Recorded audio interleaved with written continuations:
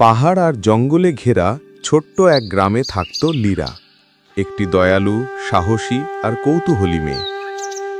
সকালবেলা নদীর ধারে বসে সে পাখিদের গান শুনত। তার স্বপ্ন ছিল কোনো একদিন সে জাদুর রাজ্যে যাবে। ইস, যদি সত্যিকারের জাদু দেখতাম।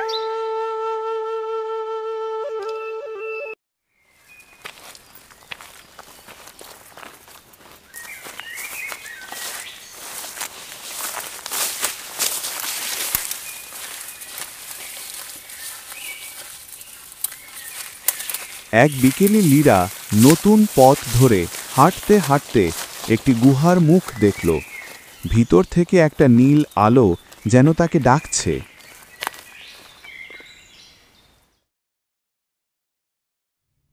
এই আলো কোথা থেকে আসছে?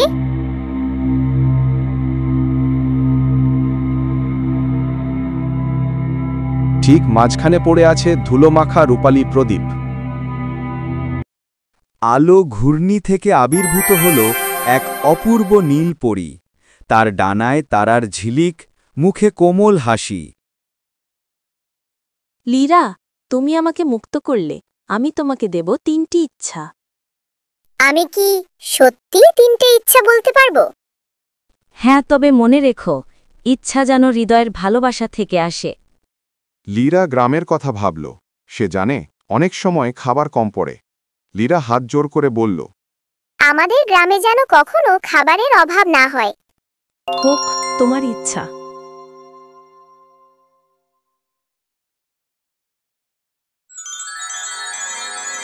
গ্রামের ধানগাছ দুলে উঠল, ফলগাছ ভরে গেল রঙিন ফলে। মাঠে শস্য যেন দুগুণ হয়ে উঠল। লীরা বিস্ময়ে তাকিয়ে রইল।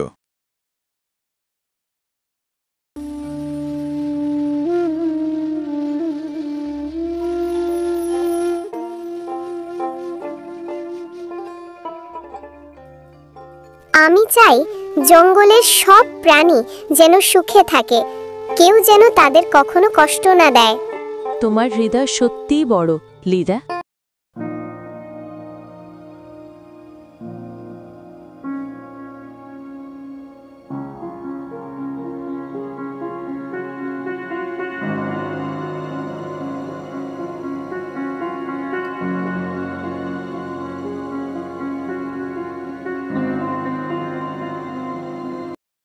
জঙ্গল হয়ে উঠল আরও সবুজ। নদীর পানি হলো স্বচ্ছ। আহত প্রাণীরা সুস্থ হয়ে গেল। পাখিরা খেলতে লাগলো আকাশে। এখন তোমার শেষ ইচ্ছা, ভাবো ভালো করে।